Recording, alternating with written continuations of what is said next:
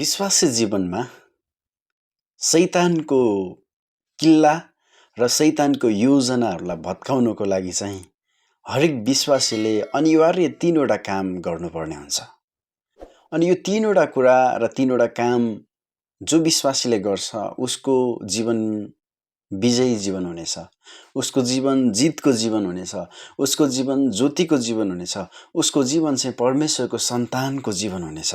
तर पनि यो 3वटा कुरा चाहिँ अनिवार्य हरेक विश्वासीले गर्नुपर्छ कि येशू ख्रीष्टले नि यो कार्य गर्नुभयो।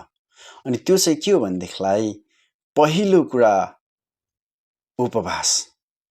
उपवास बिना चाहिँ येशूले नि भन्नुभयो उपवास र दोस्रो कुरा प्रार्थना अनि तेस्रो कुरा चाहिँ वचनदाबी।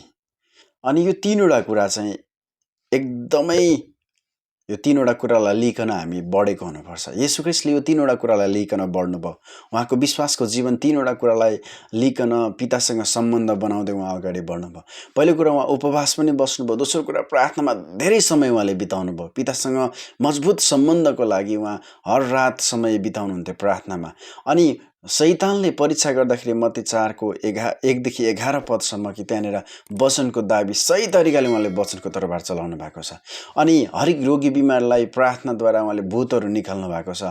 अनि उपवास उहाँले कति 40 दिन 40 रात उहाँले उपवास बस्नु भएको छ। अनि फेरि यो 3वटा कुरा उहाँ मानव शरीरमा हुनुहुन्थ्यो, 100% उहाँ परमेश्वरको पुत्र हुनुहुन्थ्यो र 100% उहाँ मानिस हुनुहुन्थ्यो। तर उहाँले मानव शरीरमा यो 3वटा कुरालाई एकदमै अगाडि लिएर जानुभयो। अनि यसरी चाहिँ मानिस जाति अगाडि बढ्यो भने निश्चय नै शैतानको किल्लालाई भत्काउन सक्छ है भनेर एउटा उदाहरण उहाँले प्रस्तुत गर्नुभयो। अनि आज हामी विश्वासी जीवनमा यो 3वटा कुरा चाहिँ एकदमै महत्त्वपूर्ण कुरा छ। उपवास, प्रार्थना अनि वचनदाबी। यो 3वटा कुरालाई लिएर जुनसुकै विश्वासी अगाडि बढ्छ भने उसलाई शैतानले हल्लाउन सक्दैन। हल्लाए तापनि जित निश्चित छ, विजय निश्चित छ। किन भन्दा उसले जित्न सक्छ। त्यसकारणले गर्दा यो 3वटा कुरालाई चाहिँ हरेक विश्वासीले पक्रिनु पर्ने हुन्छ। हरेक विश्वासीले लिइकन अगाडि बढ्नुपर्ने हुन्छ। जब कुनै पनि विश्वासी यो उपवास, प्रार्थना र वचनदाबीमा चुक्छ भने उसको जीवन चाहिँ हार बेहोर्नुपर्छ उसले। तर प्रिय जसले यो 3वटा कुरालाई एकदमै फोकस गरेको छ, प्रभु येशूमा भइकन घुँडा टेकेर प्रार्थना गर्छ, उपवास बस्छ र वचन साँचो तरिकाले शैतानको किल्लाहरूलाई भत्काउने वचनहरू दाबी गर्छ, सत्यताको वचन दाबी गर्छ, ख्रीष्टको वचन दाबी गर्छ भनेदेखिलाई निश्चय पनि उसले जित हासिल गर्छ। किन भन्दाखेरि उसले सत्यतालाई अँगालेको हुन्छ। त्यसैले हरेक विश्वासीले आज शैतानलाई जित्न नसक्नु, शैतानको किल्लाहरू भत्काउन नसक्नुको कमजोरी चाहिँ उपवास हामी बहुत कम्ती बस्छौँ।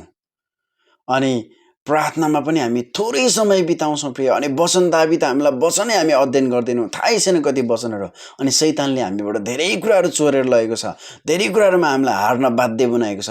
तर यो 3वटा कुरालाई जसले फोकस गर्छ नि ऊ कहिले हार्दैन, ऊ कहिले डगमगाउँदैन। किन भन्दा उसको जीवनमा जित निश्चित हुन्छ। ख्रीष्टले पनि जितलाई निकालिदिनु भयो, मृत्युलाई जित्दिनु भयो, शैतानको किल्लाहरूलाई भत्काइदिनु भयो। हाम्रो विरुद्धमा रहेको तमसुकहरूलाई उहाँले तहस नहस पारेर क्रुसमा किला ठोकेर रद्द गरिदिनु भयो। अनि आज त्यो कुरा हो, ख्रीष्टले क्रुसमा किला ठोकेर त रद्द गरिदिनु भयो, तर पनि हामीलाई शैतानले पटक पटक हमला गरिरहेको छ। बाइबलले भन्छ गर्जने सिंह चाहिँ खोजी हिँड्छ, बाइबलले भन्छ ढोकामा ढुकिबस्छ। त्यसैले प्रिय हामीले कुन परिस्थितिमा कसरी त्यसलाई जित्ने भन्ने कुरा चाहिँ हर समय प्रभु येशू ख्रीष्टमा भएर एक्टिभ रहनु चाहिँ जरुरी हुन्छ। उपवासमा, प्रार्थनामा, वचनदाबीमा जब यो 3वटा कुरालाई लिइकन बढ्छ भने जित निश्चय पनि तपाईँ अनि मेरो हुनेछ। ख्रीष्टले तपाईँ र मलाई प्रशस्त आशिष दिनुभएको होस्। God bless you.